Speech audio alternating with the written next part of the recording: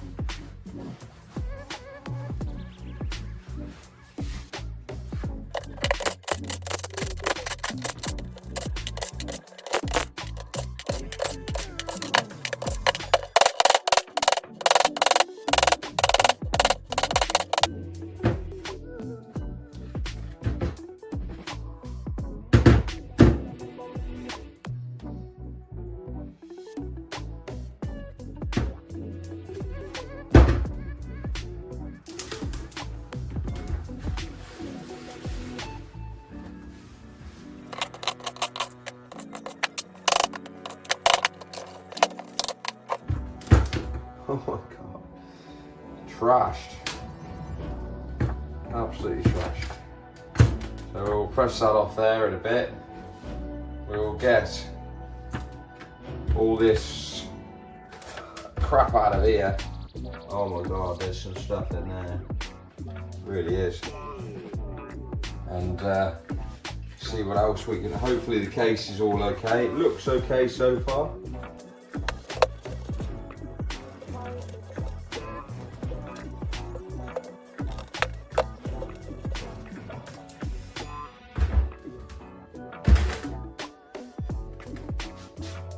The chunks in here, there's chunks in it. They're definitely trashed.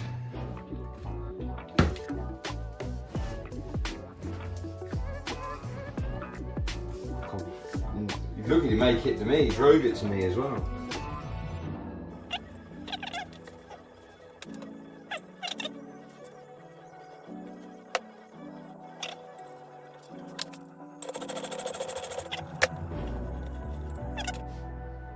So probably be okay. Can't see it being an issue. It looks like the rest of the threads are all really good lower down, so it just might have had a bit of abuse on the top. But we'll get that bearing pressed out. I think it's pressed in. There might be a snap ring in there actually.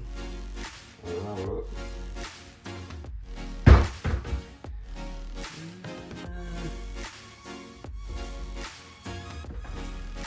There might be a snap ring in there.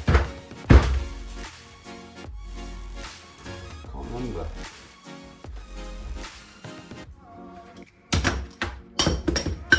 Brand new work surface and I'm ruining it. That's fine, part of how it was going to be used for. So, as far as I know, I've got to press this out of here. So that's pressed into a bearing inside there. So, because we need this bit basically, and we're going to put all new seals in here. We actually don't actually need any of this Aussie or crown wheel because the LSD, but we will need it for referencing to make sure all the bearings okay. So we'll sort that out.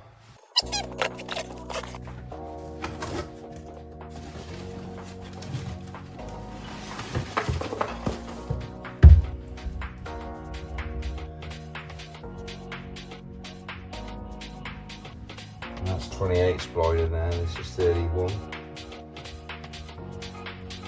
see the difference, so that's obviously a little bit different, but that outside shoulder should be the same.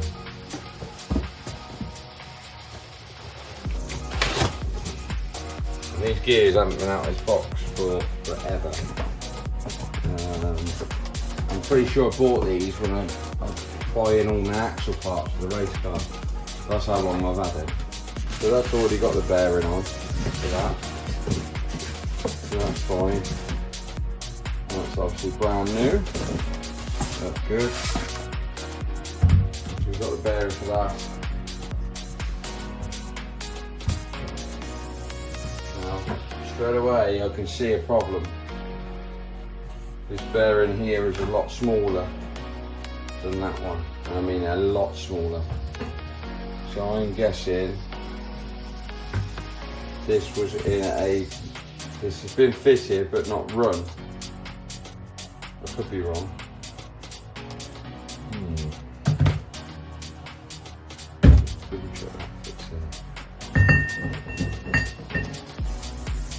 That's it, okay.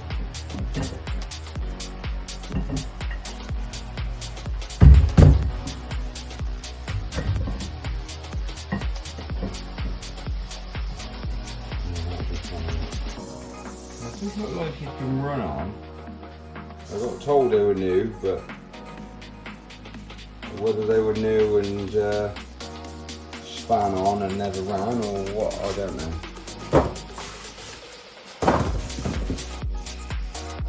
But the news has had a bearing fitted, makes me think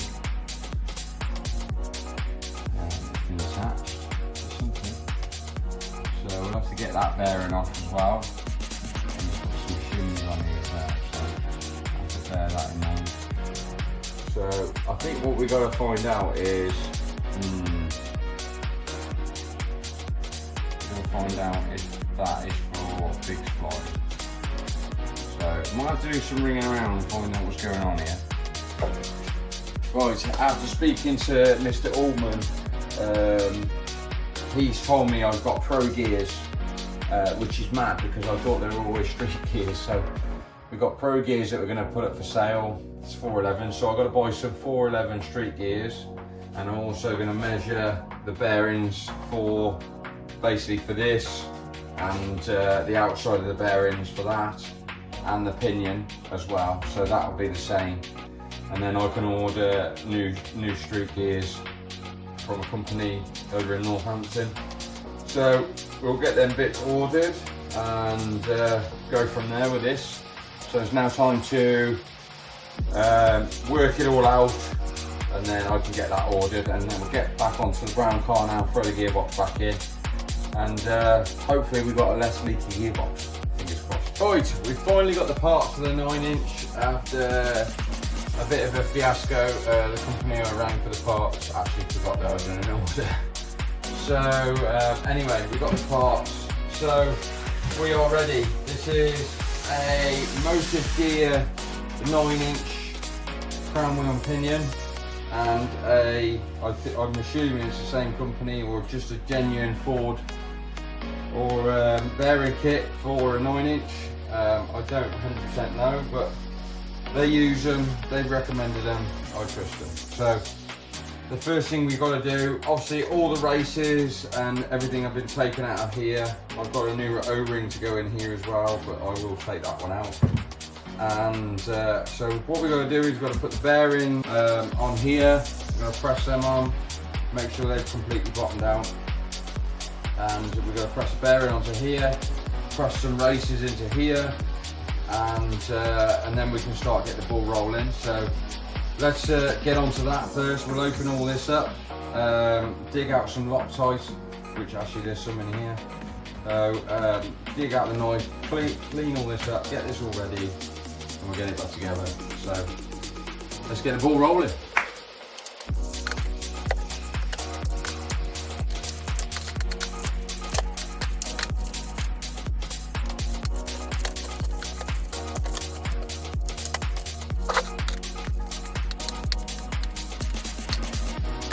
Right, first things first, we're going to see which bearings are for what. That's obviously not that one. So I'm guessing they are the bearings for that. They are. So we're going to press them onto there. And they will be the ones that will go into, so I'll take them out of the equation. They can go onto there, know where they are.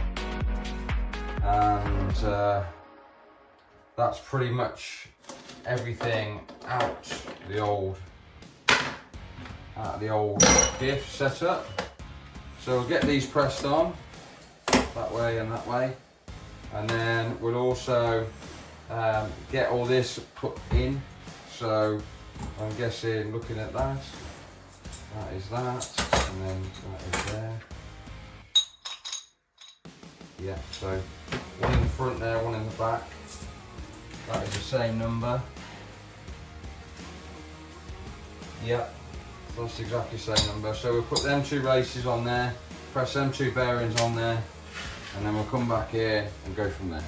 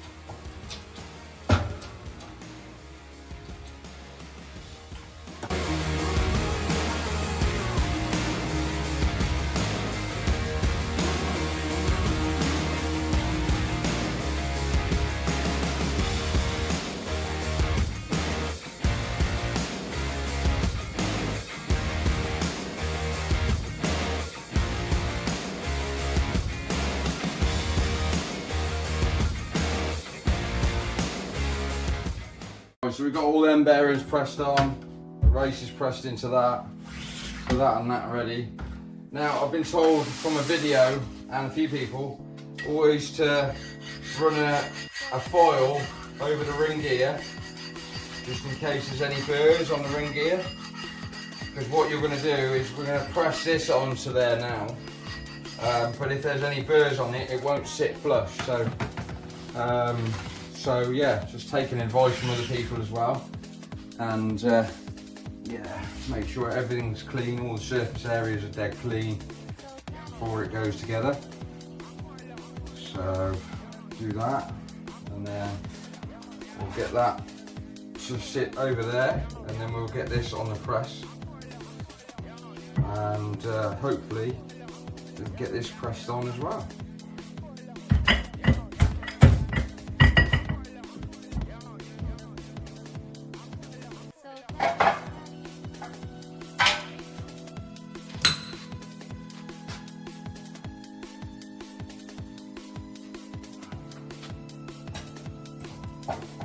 First things first though, we've got to make sure we get some bolts in there, otherwise we ain't got it lined up.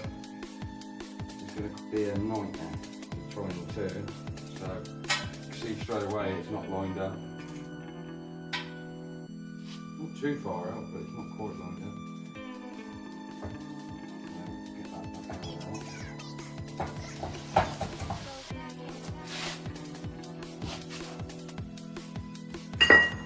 That's a good sign. Two are going in opposite each other. So let's get this all squared up on here. Get our flat plate. That one will fit in there. Get our flat plate there.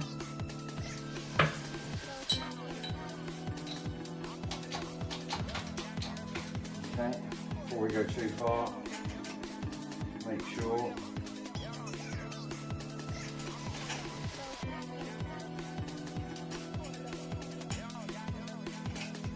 so far it's looking pretty good.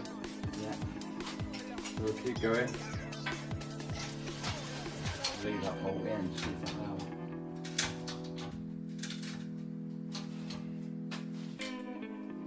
It's going in slightly on the wrong. So we'll just take it back out, make sure everything's okay. Bolt get jammed in.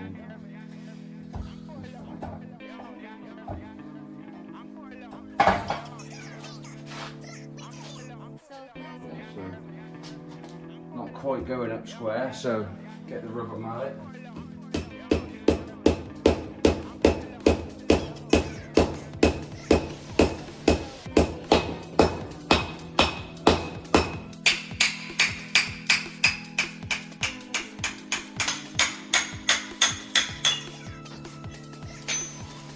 Going through again. Okay, take two. Got to be extra careful with these things.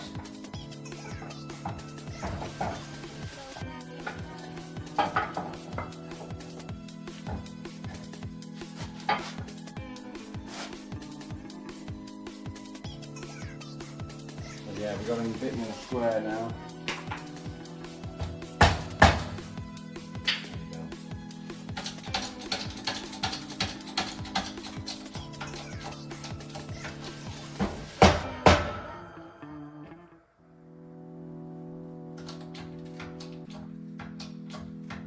Yeah, you're going in now.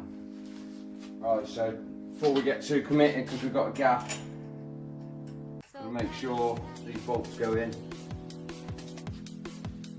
I'm going to try one either side of themselves, and they do.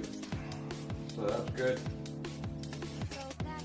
So what we might do now is actually leave them two in there, put them in good 2 or 3 threads, and then press that right in. Right, that's definitely home now. Yeah, we've got the crown wheel on the LSD, ready to go. Right, so that's all in. So our next job is to basically put all the Loctite on these. We'll torque these up in a vise, and then we'll start putting bearings on there and checking everything else. Yeah, we'll go from there. Still learning, so bear with me. Still learning myself. The tight beggars. You would have thought they'd give you a little bit more than this, but there you go. It'll be alright. This looks like a 5/8 to me. So I need to get them two out, because I'm pretty sure them two, that one and that one, they're not got any Loctite on. That one and the opposite one. So I'll put Loctite on them ones, make them all happy. And then I'm going to gun these up with a 3/8, and then I'll find the torque setting for them.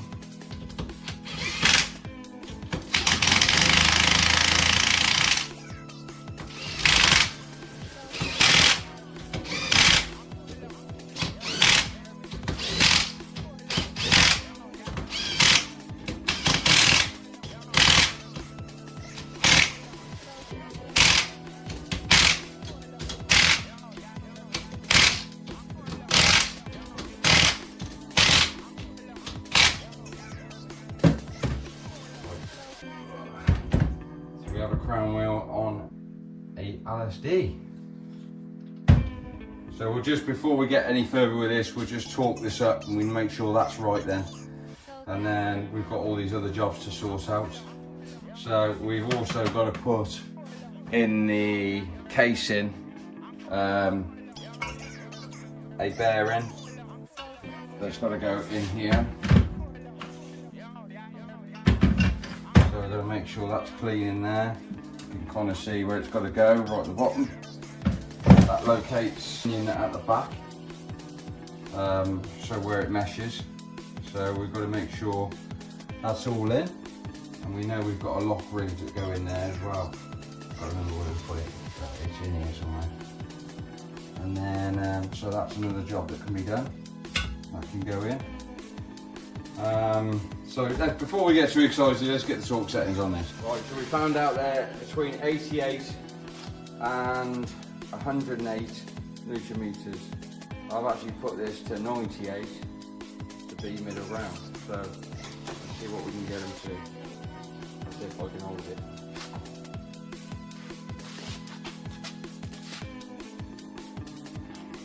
We'll try and get hold of it first.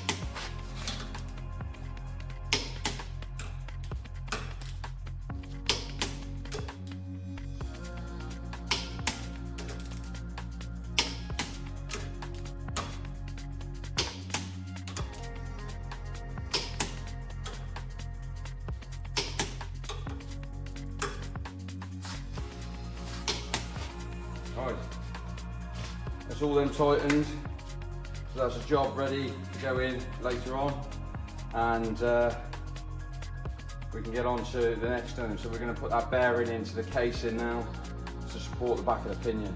So we've got this bearing to go into the bottom of here now, so it shouldn't be too hard to go in this one.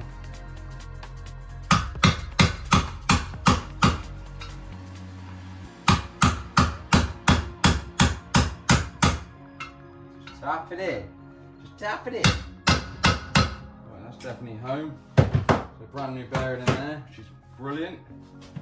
Now we're going to get some tube and press that onto there. That's another bearing done. Right, so after a bit of advice, got to put some oil on this. This has got to go into the front of the pinion support. So it just helps with everything. I've just got some 2050 Lucas oil, so I'll put that in there, and then we can hammer the seal in, and that can stay in. Right, so that's another job done. We'll get on to the next bit. There's still a shim on here, look, so we've got to be careful of that. And we clean all these surfaces up. Happy about that? Yeah, so that's the face with that up. So we check that. Right, we're going to get this bearing onto the here now. So we're going to cut a piece of tube that's the right diameter for this bearing. Press that onto there in the press. That's another job done. And then we can put a crush washer on here, which is this thing. That's where we've got to be a bit careful. Just learning all that really. Once we get that kind of worked out, the crown wheel and the LSD can go in, and we can start putting all this back together and make sure that's dead clean. I'll get some brake cleaner, get that onto there, and we're good to go. Jobs are good. Right, after doing a bit of research, what's the plan here? So, with this is a crush washer, which is new, believe it or not, even though it's covered in a bit of surface rust. I might cover it in a bit of oil just to make sure it's okay. We'll put that on there, put this down, and then what we're going to do now is this goes on. Should do. So we press this on a bit, and then we put a nut on it. And we've got a nut here. I don't think it's deep enough on there to get on there yet. So what we're going to do now is we're going to tighten this down to between 22 and 27 foot-pounds. I will double check that to make sure that's right. And then once we've got this happy right, we've got to read into the shims and how many we've got to put on. Now, they give us quite a few. So I've got 4 here. Some are really thin, some are thick. Actually, there's quite a lot more than 4 there. I think they're all just really thin shims. So we'll have to read into that and see what the plan is there. Some thicker than others by the looks of it. But there's a lot of shims there. So, and then that basically gives you the right backlash within reason. And then we can put the diff, to get the backlash finalised, we put the diff side to side in the casing when we come to it. So this is why this has got adjusters in, and why that's there, so that you can turn that to get it completely right. So we'll keep playing. Right then guys, few more days have gone past. I had to buy some tooling. So this is like a resistance check tool to check how much resistance is on the bearing. Now I checked it before without the seal in, just so to keep you updated, because I've gone a bit further. I took the seal out, had this on, and then tightened this up until it had a bit of resistance. Now obviously I did it outside in the vise. You can probably just about see it. The gauge basically reading out in the vise between 10 and 20. So what we've done is we probably have to tighten this up. This hasn't been torqued yet. So we'll torque it up after, so we'll just get that right. I put one shim in here for now, and I can always take it off and put more in. So the plan is now get the diff back over, put the races on top of this with the bearing, the adjusters, and then put that in and get the backlash right now. So put it. I'm going to have to put a tool in here to hold these really, but we can do with what we do with what we got at the moment. So we know which way everything around there is, so get the ball rolling on that. Okay. Do it on the vise.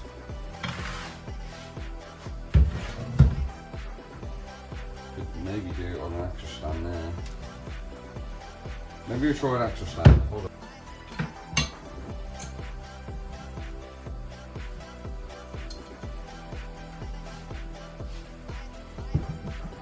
Back of the LSD is against the case here.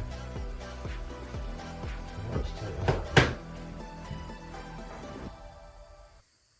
Yeah, the back of the LSD actually touching the case in there, look, and then it won't let it go in past the cast in here on the case. So something wrong somewhere.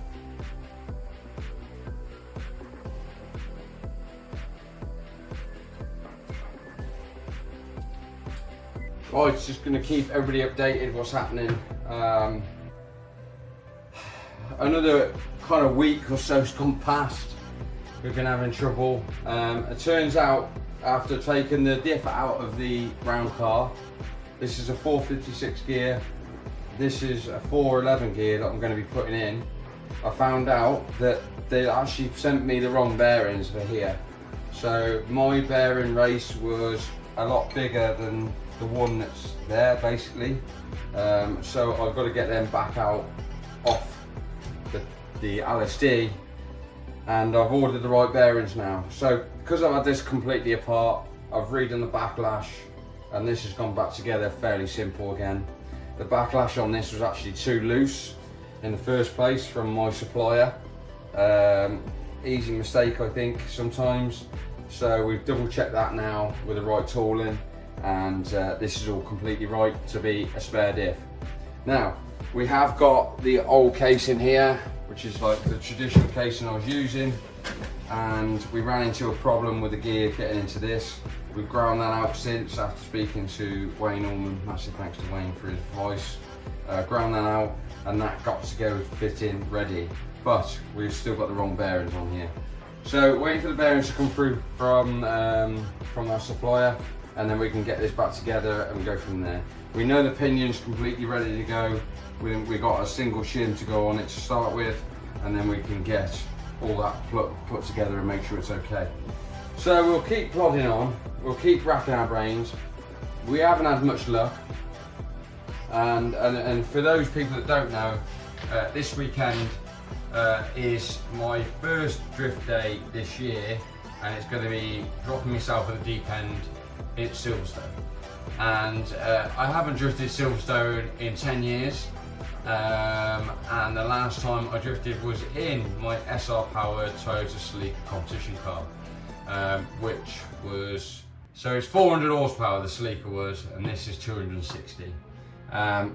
So it's going to definitely liven me up, but I'm proper excited about it, and I'm well excited that I've been invited, so massive thanks to Switch for the invite. And so yeah, the 411 gear is going to massively help me at Silverstone, and I think it will help me in general. I'm not sure whether it's going to help me at the event after, but I think on the first day it's going to be too much of a gear, and it's going to be between second and third. I will probably put the 456 gear back in it for the time being. So that's a benefit of having two different diffs. The only bad thing about the 456 is it's a sport, so it's a completely locked axle, so it sucks a bit on the road, but it's going to get the job done for what we need at that time. So yeah, a lot of money later, a lot of working out, a lot of head scratching. We're getting there now. So we'll keep you more up to date when the parts arrive, and we'll get stuck into this and we'll get this back together. Thanks for watching. Right then, it has since been another day, and I've kind of missed a load of footage, and the reason was we were trying to get the car ready, trying to get the diff done, because the engine still needs running in, and we had to get the diff in and make sure that was all okay, to make sure it's fully ready for Silverstone at tracks this Sunday. So I'm going to show you what I did on this one basically. This is the 4.56 rear gear that came out of the car. We've now put a 411 in there, and just to keep you updated, it works a treat, sounds perfect, and makes the car drive so much better, so super chuffed. But what we're going to show you is what I got up to and what I've done basically. So first thing we did first is there's a crush washer in here. So we had the 5 bolts out of this, so this was completely sorted in a vise, and we were cranking on it until there was a bit of resistance. While it was in the vise, clamped just on this flange, we would put this tool on, and it will give you basically a reading of how much drag there is on this. Now, this one has actually got, there's actually a little bit less drag than the new one, but this one's obviously running. So we've done that, and that was our checking that. So what we actually found was between 0 and 20 on here, inch pound was kind of where we wanted to be, and I got it to 15, so it had a bit of resistance and it had a bit of movement to wear. And then on the back, you got these adjustable collets, both sides, and what we did was we actually adjusted them to get the pinion. Good thing, just so I can clarify, I put one shim in here in the end, just the one. We did have a load, but we've only put the one in. So the one in there, like both of these diffs that were in here already only had one. The reason was we did try it with 2 or 3, and the pinion where on the gear was a little bit wrong. It needed to come in more, so we only ended up with 1. And what we did was we moved this to get this right, and with this tool we basically put a magnet on this tool, and I can show you at this angle, hopefully. And we put this to set this to 0 on this gauge, and then we basically done the backlash now. So you might be able, if I can hold it still, you can probably see. It's basically within 6 thou, between, I think it was like 6 and 8 thou, we set it to.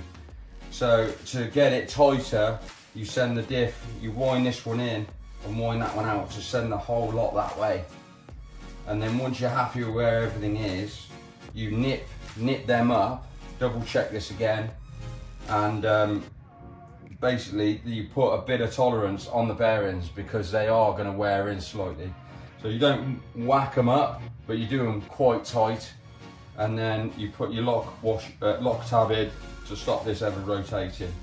So I hope that explains what I actually got up to in the end. And for me, I was quite chuffed that I got my first ever diff rebuild is actually gone to plan. I think it's something that I just never had confidence with. I've done an English Escort axle years ago. Funny enough, the Escort in person's in the workshop. This is just a bigger version of it. So hopefully I've helped you guys understand what I've done. Obviously it's been a learning curve for me with finding out different size bearings here, different size pinion gears for pro gears to street gears to a spool to an LSD. Also the standard casing, there's now quite enough room for the 411 gear, so you have to grind out the casing slightly just to allow for it. And apart from that, it's gone straight forward. It's gone in the car, put a new O-ring on the shaft, it had a leaky shaft. I've reused a diff gasket, and that didn't leak either. And we put Lucas 80/90 oil in it. And so far, so good. After basically 150 miles, we're doing really well. So we think the car's ready for a drift event, and that's good. So anyway, I won't keep going on. I hope you learned something from this video.